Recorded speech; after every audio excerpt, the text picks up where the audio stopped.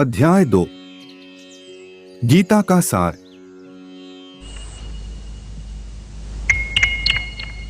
मैं समय हूं।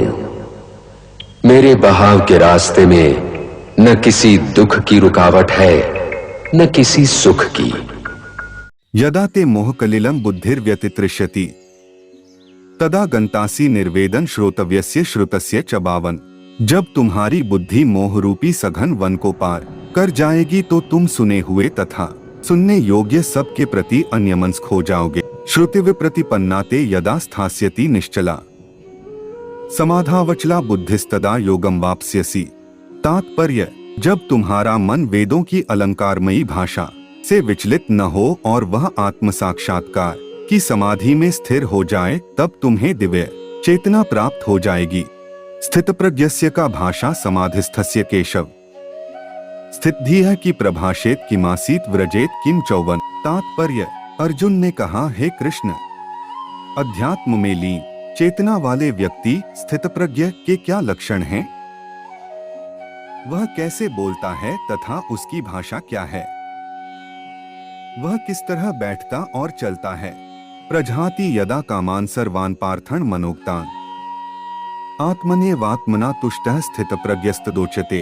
तात्पर्य, श्री भगवान ने कहा, हे पार्थ, जब मनुष्य मनोधर्म से उत्पन्न होने वाली इंद्रिय तृप्ति की समस्त कामनाओं का परित्याग कर देता है और जब इस तरह से विशुद्ध हुआ उसका मन आत्मा में संतोष प्राप्त करता है, तो वह विशुद्ध दिव्य चेतना को प्राप्त स्थित प्रज्ञ कहा जाता है। दुःखेष्वनुद्विग्रमणाः सुखेषु विक्तस्पृहः वीतराग भय क्रोध स्थित धीर मुनिरुच्यते। तात्पर्य, जो त्रय तापों के होने पर भी मन में विचलित नहीं होता अथवा सुख में प्रसन्न नहीं होता और जो आसक्ति भव तथा क्रोध से मुक्त है, वह स्थिर मन वाला मुनि कहलाता है। यह सर्वत्रान्भिस्नेहस्तत्तत् प्राप्य शुभाशुभम नाभिनंदति न द्वेष्टि तस्य प्रज्ञा प्रतिष्ठिता। तात्पर्य, इस भौतिक जगत में जो व्यक्ति न तो शुभ की प्राप्ति से हर्षित होता है और न अशुभ के प्राप्त होने पर उससे घृणा करता है, वह पूर्ण ज्ञान में स्थिर होता है। यदा संहर्ते चार्य कूर्मोगानीव सर्वशः इंद्रियाणीन्द्रियार्थेभ्यस्तस्य प्रज्ञा प्रतिष्ठिता। तात्पर्य, जिस प्रकार कछुआ अपने अंगों को संकुचित करके खोल के भीतर कर लेता है, उसी तरह जो मनुष्य अपनी इंद्रियों को इंद्रिय विषयों से खींच लेता है, वह पूर्ण चेतना में दृढ़ता पूर्वक स्थिर होता है।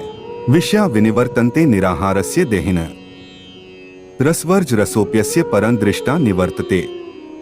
तात्पर्य, देहधारी जीव इंद्रिय भोग से भले ही निवृत्त हो जाए पर उसमें इंद्रिय भोगों की इच्छा बनी रहती है, लेकिन उत्तम रस के अनुभव होने से ऐसे कार्यों को बद करने पर वह भक्ति में स्थिर हो जाता है।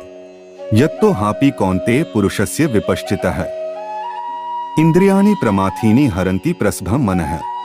तात्पर्य, हे अर्जुन, इंद्रियां इतनी प्रबल तथा वेगवान हैं कि वे उस विवेकी पुरुष के मन को भी बलपूर्वक हर लेती हैं जो उन्हें वश में करने का प्रयत्न करता है।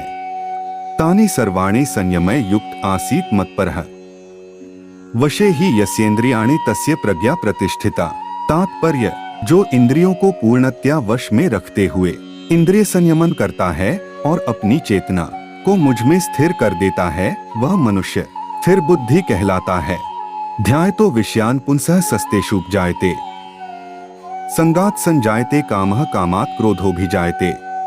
तात्पर्य, इंद्रिय विषयों का चिंतन करते हुए मनुष्य की उनमें आसक्ति उत्पन्न हो जाती है और ऐसी आसक्ति से काम उत्पन्न होता है और फिर काम से क्रोध प्रकट होता है। क्रोधात् भवति सम्मोहः सम्मोहात् स्मृति विभ्रमः स्मृतिभ्रंशात् बुद्धिनाशो बुद्धिनाशात् प्रणश्यति। तात्पर्य, क्रोध से पूर्ण मोह उत्पन्न होता है और मोह से स्मरण शक्ति का विभ्रम हो जाता है। जब स्मरण शक्ति भ्रमित हो जाती है तो बुद्धि नष्ट हो जाती है और बुद्धि नष्ट होने पर मनुष्य भवकूप में पुनः गिर जाता है। रागद्वेष विमुक्तैस्तु विषयानिन्द्रियश्चरन् आत्मवशैर्विधेयात्मा प्रसादमधिगच्छति। तात्पर्य, किंतु समस्त राग तथा द्वेष से मुक्त एवं अपनी इंद्रियों को संयम द्वारा वश में करने में समर्थ व्यक्ति भगवान की पूर्ण कृपा प्राप्त कर सकता है। प्रसादे सर्वदुः खाना हानिरस्योपजायते प्रसन्नचेतसो ह्याशु बुद्धिः पर्यवतिष्ठते। तात्पर्य: इस प्रकार से कृष्ण भावनामृत में तुष्ट व्यक्ति के लिए संसार के तीनों ताप नष्ट हो जाते हैं और ऐसी तुष्ट चेतना होने पर उसकी बुद्धि शीघ्र ही स्थिर हो जाती है। इंद्रियाणा ही चरता यन्मनोनुविधीयते तदस्य हरति प्रज्ञा वायुर्नावमिवाम्भसि। तात्पर्य में जिस प्रकार पानी में तैरती नाव को प्रचंड वायु दूर बहा ले जाती है, उसी प्रकार विचरणशील इंद्रियों में से कोई एक जिस पर मन निरंतर लगा रहता है, मनुष्य की बुद्धि को हर लेती है। तस्माद्यस्य महाबाहो निगृहीतानि सर्वशः इंद्रियाणीन्द्रियार्थेभ्यस्तस्य प्रज्ञा प्रतिष्ठिता। तात्पर्य में जिस प्रकार पानी में तैरती नाव को प्रचंड वायु दूर बहा ले जाती है, उसी प्रकार विचरणशील इंद्रियों में से कोई एक जिस पर मन निरंतर लगा रहता है, मनुष्य की बुद्धि को हर लेती है। यह निशा सर्वभूताना तस्या जागर्ति संयमी यस्या जागृति भूतानि सा निशा पश्यतो मुनेः। तात्पर्य: जो सब जीवों के लिए रात्रि है वह आत्मसंयमी के जागने का समय है, और जो समस्त जीवों के जागने का समय है वह आत्मनिरीक्षक मुनि के लिए रात्रि है। आपूर्यमाणं चल प्रतिष्ठन् समुद्रमापः प्रविशन्ति यद्वत् तद्वत् कामा यं प्रविशन्ति सर्वे स शान्तिमाप्नोति न कामकामी। तात्पर्य: जो पुरुष समुद्र में निरंतर प्रवेश करती रहने वाली नदियों के समान इच्छाओं के निरंतर प्रवाह से विचलित नहीं होता और जो सदैव स्थिर रहता है, वही शांति प्राप्त कर सकता है, वह नहीं जो ऐसी इच्छाओं को तुष्ट करने की चेष्टा करता हो। विहाय कामान्यः सर्वान् पुमाश्चरति निःस्पृहः निर्ममो निरहंकारः स शान्तिमधिगच्छति। तात्पर्य: जिस व्यक्ति ने इंद्रिय तृप्ति की समस्त इच्छाओं का परित्याग कर दिया है, जो इच्छाओं से रहित रहता है और जिसने सारी ममता त्याग दी है तथा अहंकार से रहित है, वही वास्तविक शांति को प्राप्त कर सकता है। एषा ब्राह्मी स्थिति पार्थ नैना प्राप्य विमुह्यति स्थित्वास्यामंत कालेपि ब्रह्म निर्वाण मृच्छति। तात्पर्य: यह आध्यात्मिक तथा ईश्वरीय जीवन का पथ है, जिसे प्राप्त करके मनुष्य मोहित नहीं होता।